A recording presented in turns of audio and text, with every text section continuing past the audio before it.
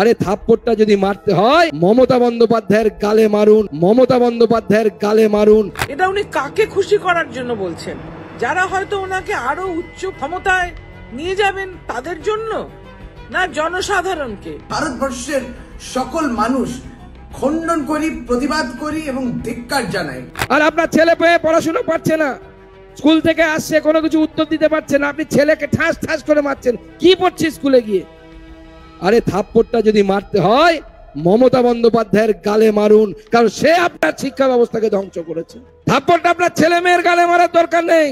থাপ্পড়টা যদি মারতে হয় মমতা বন্দ্যোপাধ্যায়ের গালে মারবেন, সে আপনার ছেলে মেয়ের জন্য যে শিক্ষা ব্যবস্থা, সেই সরকারি শিক্ষা ব্যবস্থাকে ধ্বংস করে দিয়েছে, বিনষ্ট করে দিয়েছে। আবারও বিদ্বেষ ছড়িয়েছেন তার ভাষণে, এবং আজকে তার স্পর্ধা, তার একজন শিক্ষিত, নিজেকে শিক্ষিত বলে পরিচয় দেন, এবং তার ভাষণেতে যে ভাষা তিনি ব্যবহার করেছেন, তিনি অপমান করেছেন মুখ্যমন্ত্রীকে এবং বলছেন, জনগণকে বলছেন যে প্রয়োজন হলে মুখ্যমন্ত্রীকে থাপ্পড় মারতে হবে। আপনাদের এই নারী বিদ্বেষের যে কেন্দ্রীয় সরকার যে নারী বিদ্বেষ ছড়ায়, আর এই ভারতীয় জনতা পার্টি যারা নারীর উপরে অত্যাচার করেন, নির্যাতন করছেন প্রতিনিয়ত, আজকে মুখ্যমন্ত্রী সম্বন্ধে তিনি এই কথাটা বললেন। আমরা সর্বস্তরের, শুধু এই রাজ্যের মহিলা নয়, ভারতবর্ষের সকল মানুষ খণ্ডন করি, প্রতিবাদ করি এবং ধিক্কার জানাই। সুকান্ত বাবু, আপনার এই আচরণ, আপনার এই সংস্কৃতি, আপনার এই ব্যবহার, আপনার নারীর প্রতি এই অবহেলা, নারীকে অসম্মান করা, বাংলার মানুষ, ভারতবর্ষের মানুষ এর জবাব চাইবে। একজন মহিলা হিসেবে আমি স্তম্ভিত, লজ্জিত যে ভারতবর্ষের একটি রাজনৈতিক দলের এই রাজ্যের সভাপতি, পশ্চিমবাংলার মাননীয় মুখ্যমন্ত্রী, ভারতবর্ষের একমাত্র মহিলা মুখ্যমন্ত্রী সম্বন্ধে এত নিম্নরুচির কথা বলতে পারেন। বলছে থাপ্পড় মারতে হলে মমতা বন্দ্যোপাধ্যায়কে থাপ্পড় মার। এটা উনি কাকে খুশি করার জন্য বলছেন?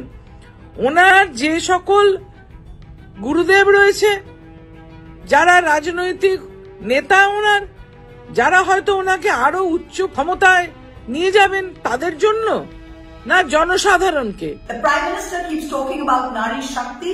Mr. Prime Minister, your head of the BJP in Bengal has just called for the public to slap the Honorable Chief Minister. We've never heard of something so outrageous. We expect an apology from your misogynist, patriarchal head in Bengal, and we would also expect everyone in your party to come out and denounce these comments. We have been fighting for years for physical violence against women to be reduced in India, and for a state unit head of the ruling party to call for physical violence against the Chief Minister is unheard of.